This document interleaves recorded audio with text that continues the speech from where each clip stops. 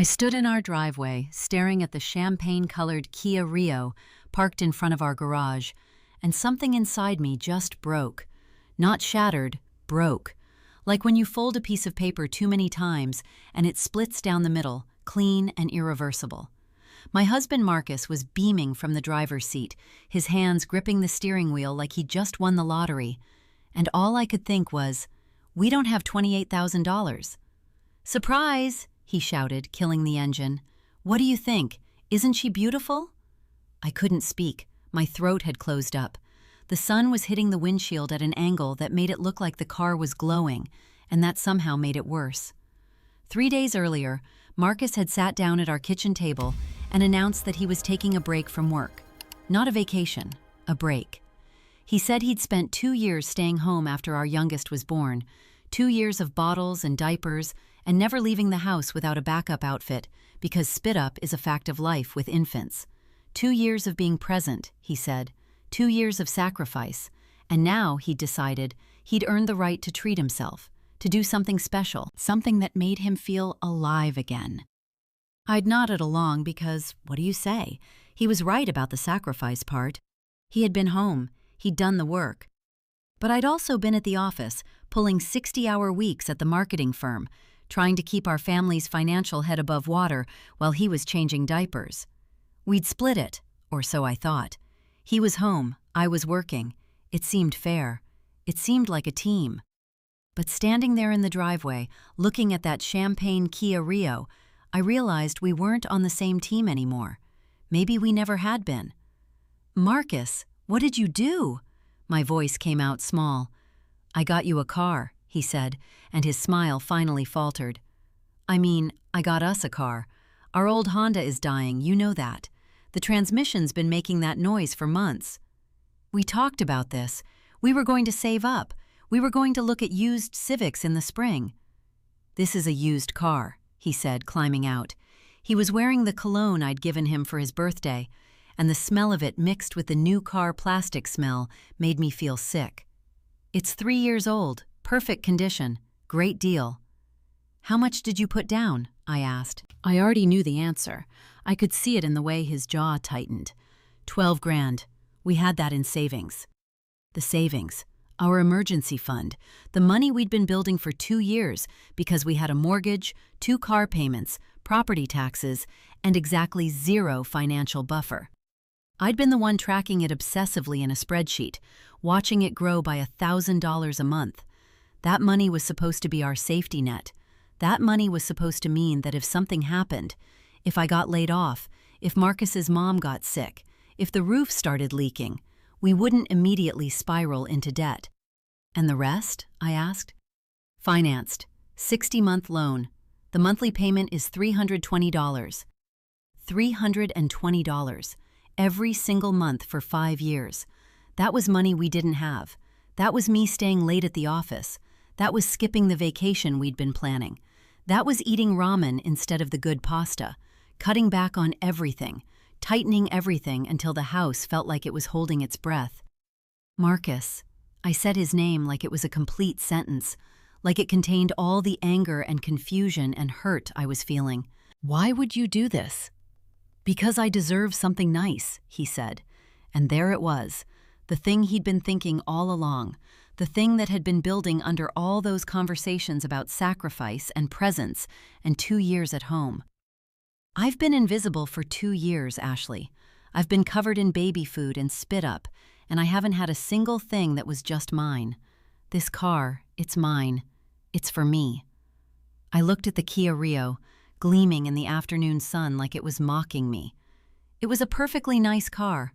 If I'd seen it at a dealership with a $320 monthly payment and a $12,000 down payment, I would have laughed. I would have walked right past it. But Marcus wasn't laughing. He was standing there with his arms crossed, waiting for me to celebrate with him, waiting for me to tell him he was right, that he did deserve something nice. I didn't say any of that. We need to talk to someone, I said, a financial advisor, because this isn't sustainable.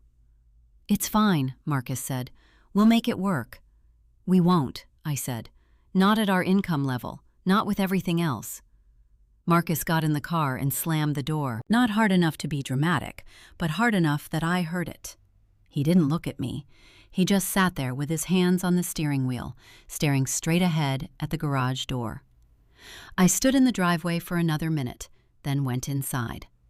Inside, our daughter Emma was watching cartoons on the couch, and our son Lucas was napping upstairs. Everything was normal. Everything looked fine. But something fundamental had shifted, and I couldn't quite put my finger on what it was. It wasn't just the car. It was the fact that my husband had made a $30,000 financial decision without asking me. It was the fact that he justified it by talking about sacrifice and visibility and deserving something nice.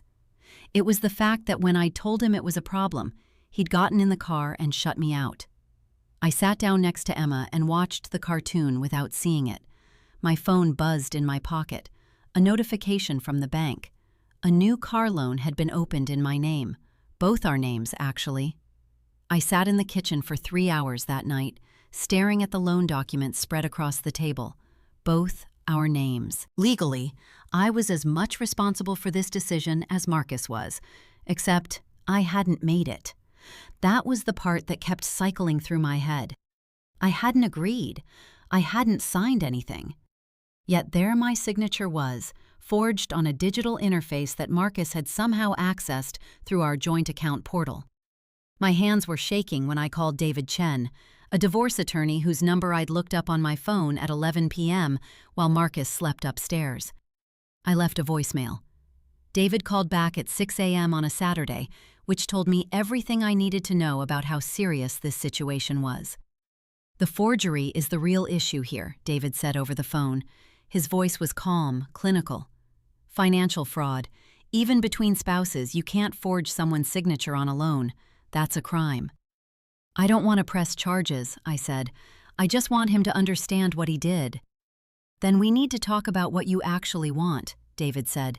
"Because right now, you have a $28,000 liability attached to your credit score, and a husband who made a unilateral decision without your consent. What's the end game?" I didn't have one. That was the honest answer. I just knew that something fundamental had broken, and I didn't know how to fix it, or if I even wanted to anymore. The next week was strange. Marcus acted like nothing had happened. He drove the Kia to work. He came home and helped with dinner. He read to Emma and Lucas before bed. But there was a wall between us now, invisible but impenetrable. I couldn't look at him without thinking about the car, about the forgery, about the $320 monthly payment that would bleed us dry. On Thursday, I did something I'd been avoiding. I called my mother. My mom and I weren't close, not like some people are with their parents. We had a cordial relationship. She sent birthday gifts. We saw each other on holidays. But she was also the person who'd taught me to budget, to save, to never spend money I didn't have. She was the person who'd raised me to understand that financial security was freedom. "I need to tell you something," I said when she picked up. I told her everything: the 2 years at home, the car, the forgery, the $320 monthly payment, the emergency fund that was now gone. She was quiet for a long time. "Do you want to stay married to him?" she finally asked. "I don't know," I said. And that was the truth. I didn't know. I loved Marcus. I'd loved him for 12 years. But I didn't know if I could trust him anymore. And without trust, what did we have? "Then you need to talk to him about that," my mom said.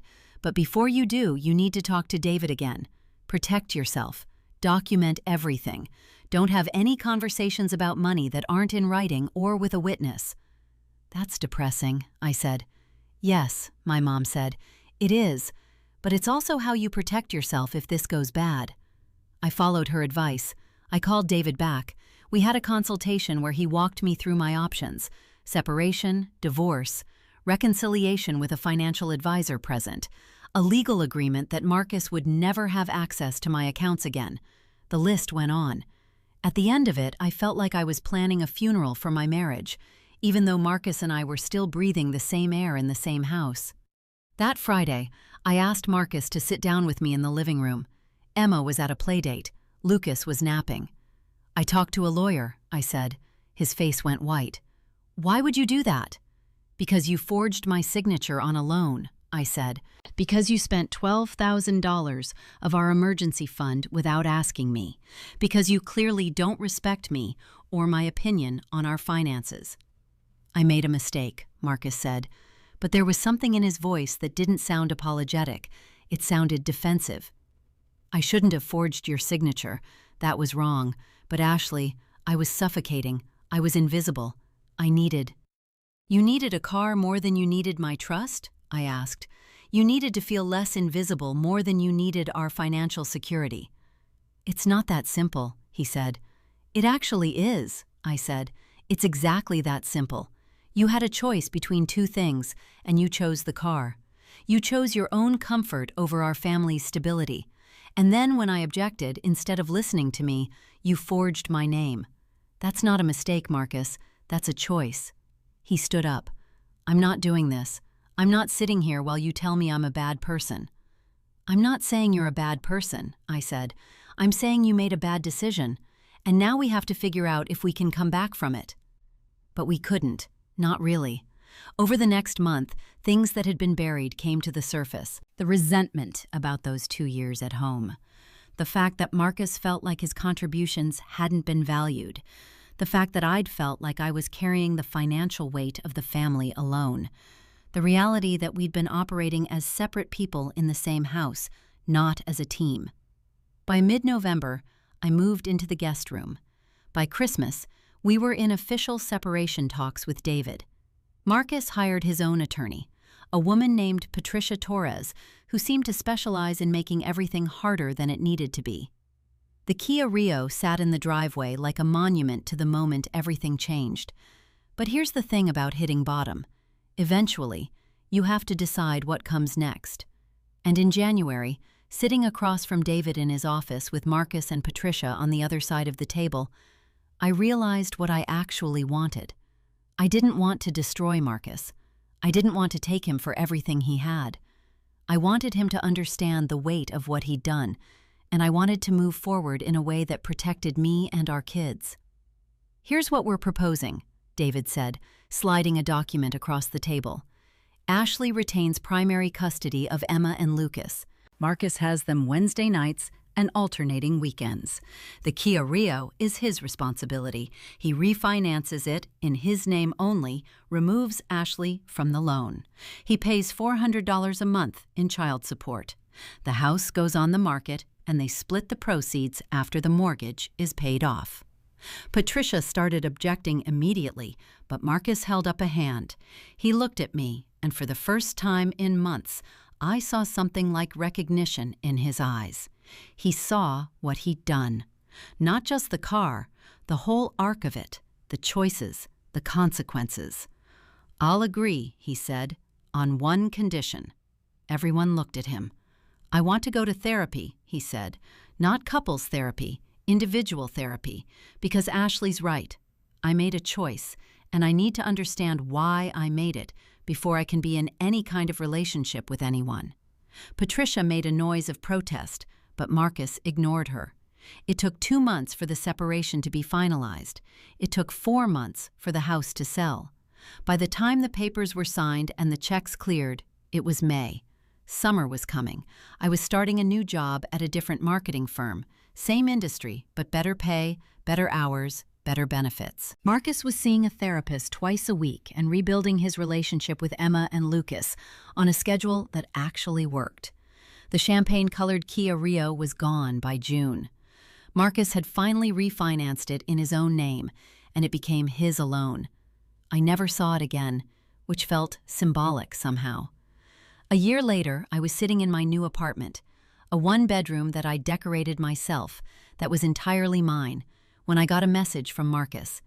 It was a link to an article about financial infidelity in marriages. Below it, he'd written, I've been thinking about us a lot in therapy.